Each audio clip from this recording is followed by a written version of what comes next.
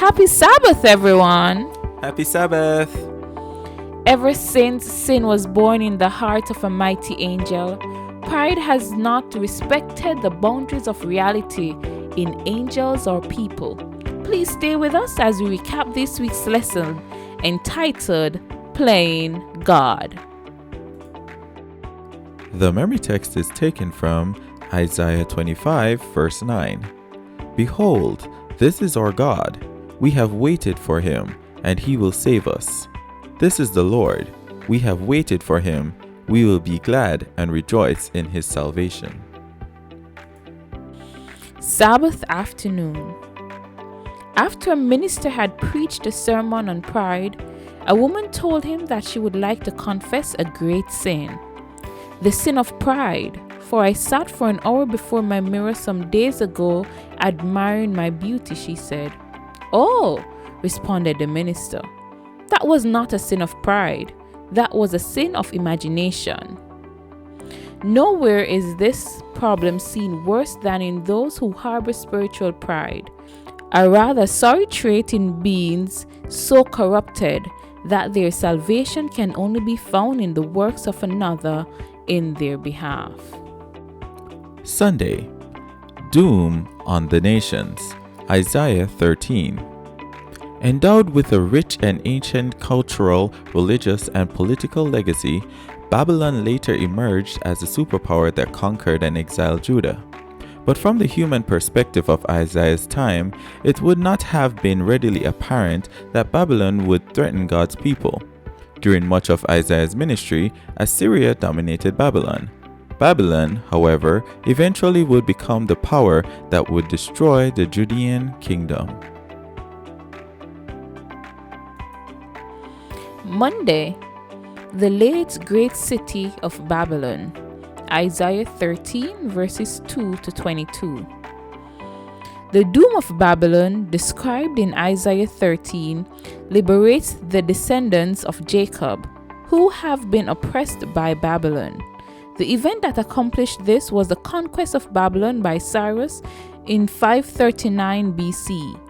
Although he did not destroy the city, this was the beginning of the end for Babylon. The time of the judgment is called the Day of the Lord, and God's anger is so powerful it affects the stars, sun, moon, heavens, and earth. Tuesday. Fall of the Mountain King. Isaiah 14. In response to the fall of Babylon, which frees God's people, utters a figurative taunt against the king of Babylon. As in Isaiah 14, Ezekiel 28 identifies heaven-daring arrogance with the ruler of a city. But Revelation 12:7-9 does tell of a mighty being who was cast out of heaven with his angels. The manner of his death will prove he is no God. Unlike Christ, Satan will perish, never to haunt the universe again. Wednesday, Heaven's Gate. Isaiah chapters 13 and 14. The gate of heaven at Bethel and the gate of gods at Babylon were opposite ways to reach the divine realm. Jacob's ladder originated in heaven, revealed from above by God. But Babylon, with its towers and ziggurat temples, was built by human beings from the ground up. These opposite ways represent contrasting paths to salvation: divinely initiated grace versus human works.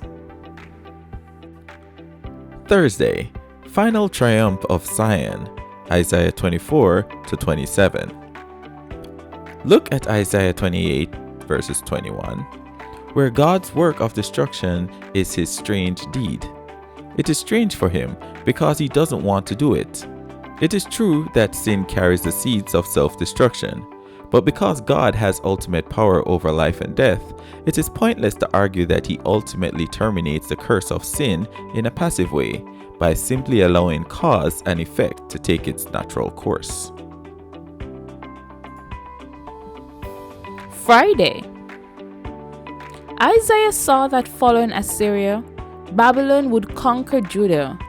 But he also saw that in spite of superhuman rulers of darkness of this world working through God's human enemies and presuming to play God, the Lord would decisively prevail and bring eternal peace to our troubled planet.